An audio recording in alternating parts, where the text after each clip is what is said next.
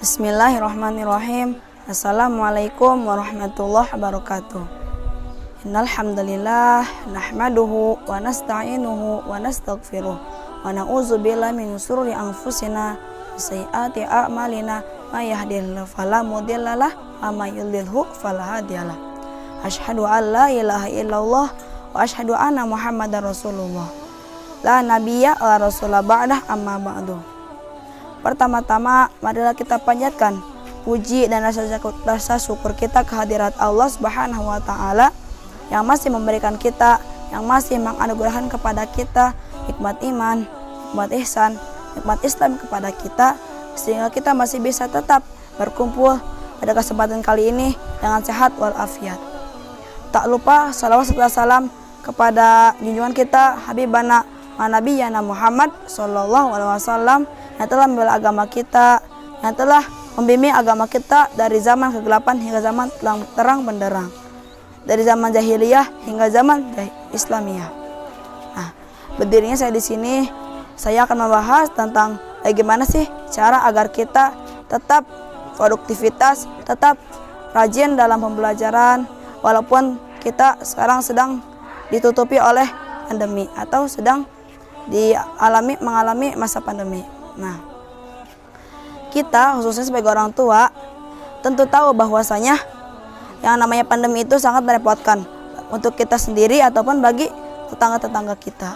Nah, kita sebagai orang tua jangan sampai membiarkan anak kita yang mungkin sering bermain di luar tanpa khawatir rasa pandemi itu menjadi bebas atau berleha-leha, karena sebenarnya dari pandemi ini harusnya orang tua tersebut memberikan support atau pengarahan terhadap si anak agar anak tetap bisa produktivitas walaupun masih di rumah. Sebenarnya kita sebagai manusia yang merupakan makhluk Allah Subhanahu wa Ta'ala pasti merasakan apa yang namanya ujian atau cobaan.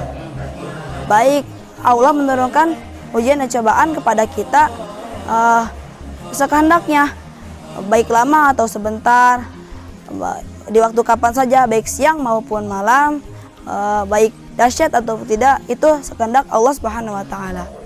Kita yang mengalami atau yang merasakan ujian tersebut jangan sampai menyesal atau kesal pada Allah, karena Allah menurunkan ujian tersebut untuk memperingatkan kita agar kita lebih bersyukur atas segala karunia-Nya. Nah, pada masa ini kita tentu sering mendengar apa yang namanya berita. Nah, namun pada saat ini kita sering mendengar berita tentang pandemi. Pandemi COVID-19 atau virus corona ini sering kita dengar baik di berita, dalam televisi atau dalam gadget. Nah, kita yang sering mendengar tersebut jangan sampai acuh begitu saja terhadap pemberitahuan tersebut. Contohnya saja kita menjadi berleha-leha karena dari pandemi itu kita jadi kesal pada Allah Subhanahu wa Ta'ala, tidak seperti biasanya. Nah, banyak sekali aktivitas yang terhambat akibat pandemi COVID-19 ini. Contohnya dalam hal pembelajaran, dalam hal perdagangan atau pekerjaan, dan masih banyak lagi. Nah, di masa kali ini kita pasti sering mendengar apa yang namanya pandemi. Kita sering mendengar berita tentang pandemi, baik di berita televisi maupun di berita gadget. Nah, pandemi merupakan wabah yang sudah menyebar di seluruh dunia, bahkan sudah mencapai ke tempat-tempat terpencil. Banyak sekali aktivitas-aktivitas yang terhambat akibat dari pandemi ini. Contohnya saja dalam hal pendidikan. Nah, pemerintah negara maupun setempat sudah menghimbau agar siswa-siswa melakukan pembelajaran bukan secara tatap muka, namun dilakukan secara online atau virtual. Dalam kurung kita belajar di rumah. Nah, pembelajaran yang kita lakukan di rumah ini emang sangat banyak sekali banyak sekali dampak-dampak negatif dari pembelajaran yang kita lakukan ini. Misalnya saja ketika kita melakukan pembelajaran di rumah, kita menjadi lebih malas atau lebih berleha-leha, kita menjadi tidak fokus ketika mendengar ucapan guru, dan masih banyak lagi. Nah, solusinya yaitu kita kita harus lebih rajin dalam hal belajar tersebut.